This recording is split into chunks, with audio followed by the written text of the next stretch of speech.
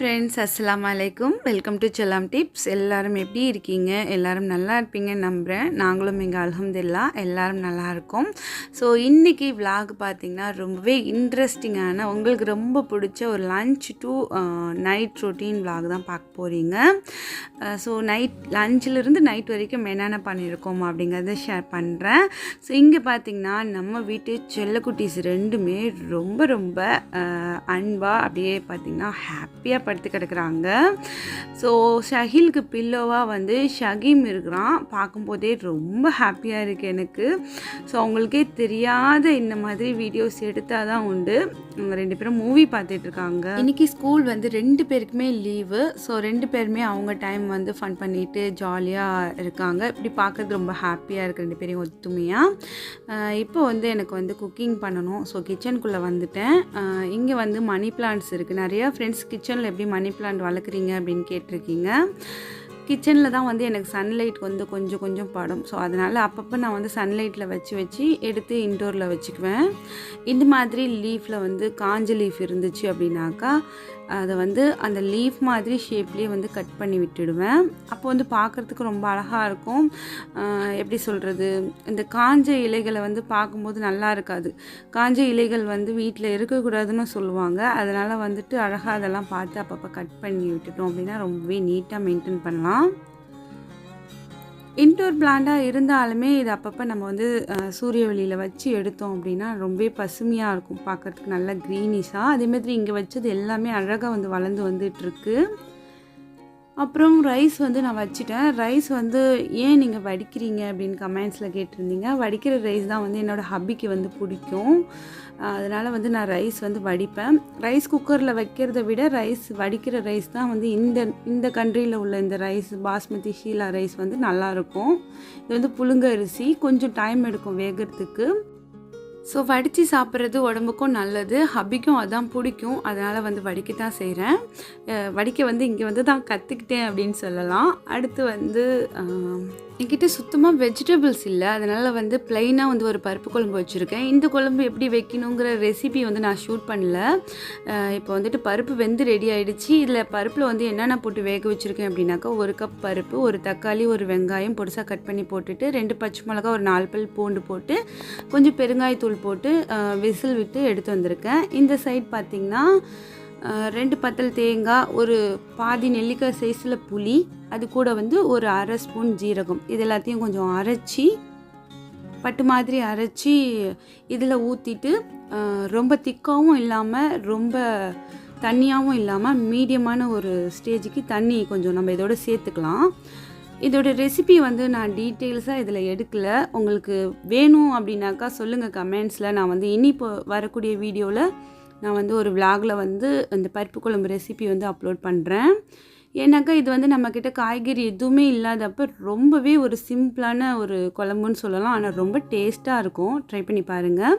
பருப்பு வேக வைக்கும் போது மஞ்சள் தூள் சேர்த்துக்கோங்க மறக்காமல். இப்போ நம்ம இதை தாளிக்க போகிறோம். தாளிக்கிறதுக்கு வந்து ஒரு பேன் வச்சுருக்கேன். அதில் வந்து ஒரு 2 ஸ்பூன் அளவுக்கு ஆயில் சேர்த்துட்டு, இது கூட கொஞ்சம் கடுகு, கொஞ்சம் ஜீரகம் போட்டு தாளிச்சிக்கலாம். மிளகு ஒரு 1/4 ஸ்பூன் அளவுக்கு மிளகு போட்டுக்கோங்க, முழு மிளகா. அடுத்து வந்து ஒரு 2-3 காஞ்ச மிளகா கிள்ளி போட்டுட்டு, ஸோ கருவேப்பிலை இருந்தால் கருவேப்பிலை போட்டுக்கோங்க. என்கிட்ட வந்து கருவேப்பிலை இல்லை. நம்ம இந்தியா வீடாக இருந்தாக்கா ஓடி போய் வாசலில் போய் டக்குன்னு பிச்சுட்டு வந்து போட்டுடலாம். பட் இங்கே இல்லை. கொஞ்சோண்டு மிளகாய் தூள் போட்டு அதை வந்து அப்படியே நம்ம இந்த பருப்பு குழம்பு வந்து நுரை கூடி வர நேரத்தில் ஊற்றிட்டு ஆஃப் பண்ணிட வேண்டியது தான். ரொம்ப கொதிக்க விடக்கூடாது நம்ம தண்ணிலாம் தேங்காய்லாம் ஊற்றுனதுக்கப்புறம். ஸோ நான் வந்து வேணுன்னா சொல்லுங்கள், டீட்டெயில்டான ரெசிபி வந்து நான் இனி வரக்கூடிய விலாகில் வந்து அப்லோட் பண்ணுறேன். ஸோ இப்போ வந்து பருப்பு குழம்பு இங்கே ரெடி ஆகிடுச்சு. அடுத்து நான் என்ன பண்ண போகிறேன், இதுக்கு வந்து நல்லா சுள்ளுன்னு ஏதாவது ஒரு சைடிஷ் வேணும் இல்லையா? வாங்க சைடிஷ் என்ன பண்ண போகிறோம் அப்படிங்கிறத பார்க்கலாம்.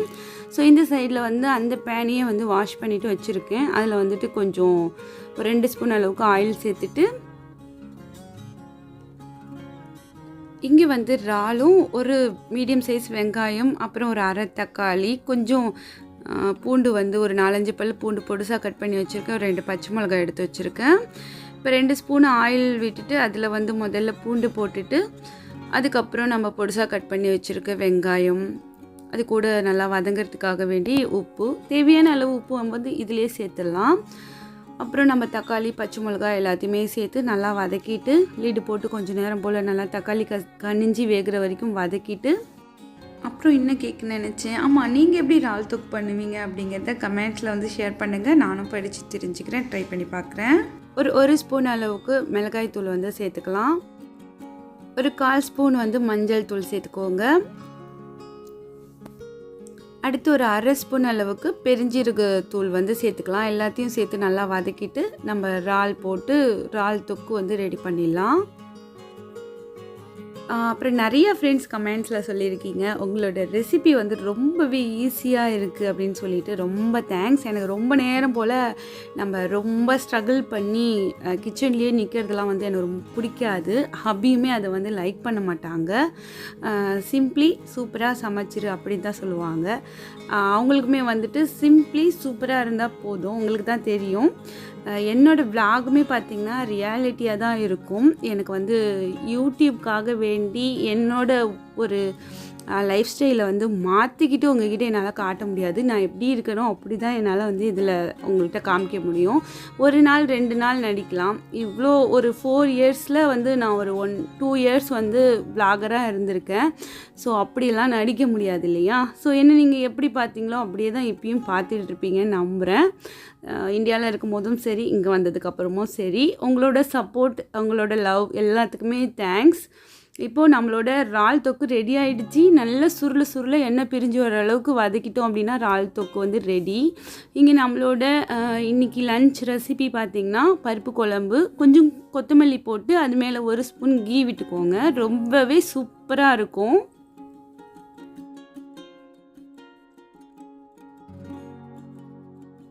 அடுத்து வந்து இதுக்கு பக்காவான சைடிஷ் அப்படின்னாக்கா அப்பளம் வந்து மறக்காமல் வறுத்து வச்சுக்கோங்க. இதுதான் பார்த்திங்கன்னா இன்றைக்கி எங்கள் வீட்டில் லன்ச். கையோடு வந்து என்னோடய கவுண்டர் டாப் க்ளீனிங் ஒர்க் நடந்துகிட்ருக்கு.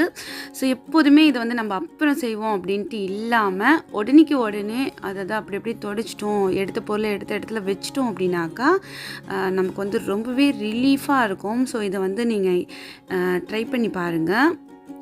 ஸோ இந்த லன்ச் மெனு வந்து எப்படி இருக்குது அப்படிங்கிறத கமெண்ட்ஸில் சொல்லுங்கள். யாருக்கெல்லாம் இறால் வந்து ரொம்ப பிடிக்கும் அப்படின்னு சொல்லுங்கள். எங்கள் ஹப்பிக்கும் எங்கள் வீட்டில் எங்கள் 2 குட்டீஸ்க்குமே ரொம்ப பிடிக்கும். எல்லாமே ரொம்ப சூடாக ரெடியாக இருக்குது. ஹப்பி வர்றதுக்கு முன்னாடி ஒரு 5 நிமிஷத்துக்கு முன்னாடி முடிச்சிட்டேன். அப்படி ஒரு மன நிறைவாக இருக்குது. எப்போதுமே வந்து கிச்சனை வந்து நம்ம க்ளீனாக வச்சுருக்கோனாக்கா அது வந்து நமக்கு ஒரு மோட்டிவேஷனாக இருக்கும். எனக்கு வந்து கிச்சன் க்ளீனாக இருந்துச்சு அப்படின்னாக்கா அடுத்தது வந்து வேலை செய்யறதுக்கு ரொம்பவே ஆசையாக இருக்கும். அதனாலே வந்து மேக்ஸிமம் நான் வந்து எந்த ஒரு சின்ன ஒரு வெங்காயத்தோல் இருந்தாலும் உடனே எடுத்து போட்டுட்டு துடைச்சிருவேன். ஸோ இப்போ உங்களுக்கு நான் டைம் காட்டுறேன். ஹப்பி வந்து 12 மணிக்கு வருவாங்க. நான் 5 நிமிஷத்துக்கு முன்னாடியே முடிச்சிட்டேன்னு சொன்னேன் இல்லையா? ரொம்பவே மனசுக்கு நிறைவாக இருந்துச்சு.